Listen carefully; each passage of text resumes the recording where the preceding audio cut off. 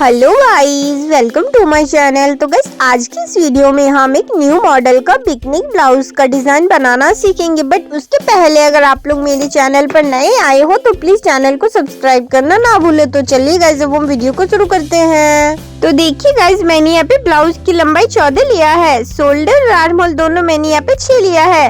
Blouse का chest का चौड़ाई मैंने यहाँ पे टोटल 8.5 और 2 इंच एक्स्ट्रा लिया है।